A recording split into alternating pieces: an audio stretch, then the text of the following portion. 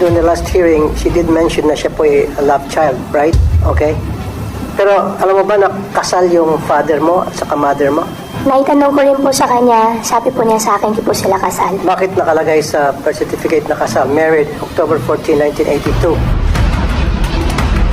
Wala pa akong idea po dun sa birth certificate ko po na hindi po ako yung nag-prepare po dun sa birth certificate ko po. At least you should have asked your father na bakit ganito. Sabi mo kasambahay siya. Eh kung kasambahay siya, eh bakit kasal kayo? Bago ka pinanganak, kasal na sila. Hindi mo ba tinanong sa papa mo yung discrepancy? I would have asked it, especially ikaw, mayora ka na.